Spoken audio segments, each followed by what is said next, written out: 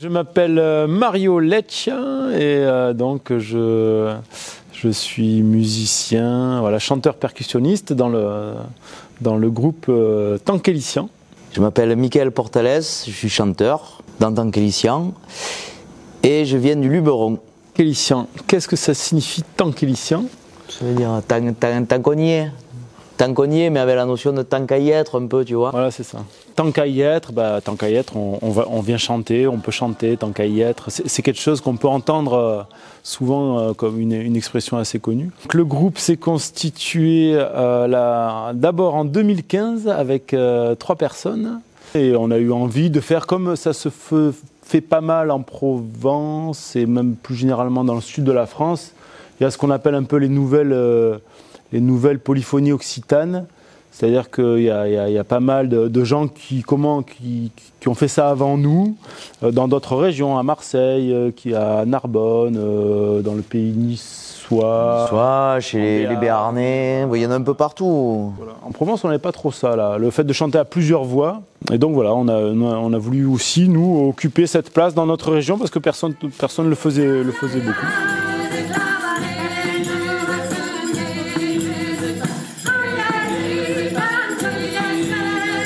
On ne fait pas de la musique à proprement parler, de la musique traditionnelle. On s'appuie sur les ressorts de la musique traditionnelle, fortement, mais c'est composé ce qu'on fait. C'est du jazz en fait, si tu veux, ou en tous les cas c'est très composé, il y a beaucoup d'accords, beaucoup de changements d'accords, beaucoup d'harmonies. Par contre, on utilise la langue occitane, la langue provençale pour le coup, le dialecte provençal de la langue occitane. Et ce biais-là nous permet au moins de la faire vivre. Donc on sait la parler déjà, on la chante, et ça nous permet, tu vois, par exemple là on est à Nantes, on est quand même assez loin de notre zone d'origine, tu vois, et ça nous permet aussi de faire écouter ce langage qui est très ancien et qui a quand même été pendant assez longtemps la langue utilisée en Europe. Jusqu'à la cour de Russie, jusqu'à la cour du roi d'Angleterre, tout le monde parlait occitan parce que en fait c'était la langue des troubadours et donc de la culture qui s'exportait. C'est une langue moribonde, quoi. Elle n'est pas morte comme le latin, mais elle n'est pas non plus, voilà. Donc la braise est encore vive et on essaie de souffler dessus, quoi.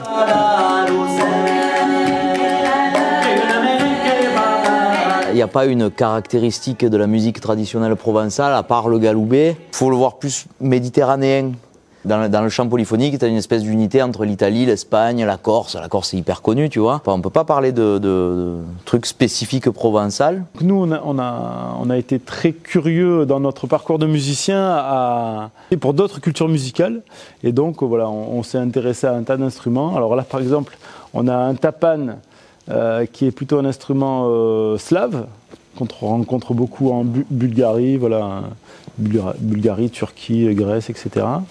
Moi, personnellement, je joue des instruments plutôt iraniens ou du Proche-Orient, donc le zarb, qui est vraiment l'instrument de percussion iranien, le daf, qui est un instrument turc, voilà, à nous, et le tambourin italien. On n'a pas eu de volonté particulière de se dire ah ben tiens, on va mélanger de la percussion iranienne avec. On n'a pas eu cette volonté-là, mais c'est plus nous, avec nos parcours de musiciens curieux, on s'est intéressé à un tas de choses, et là, à l'époque où on est aujourd'hui, on utilise toutes ces influences dans les instruments, mais aussi finalement dans nos compositions et tout ça.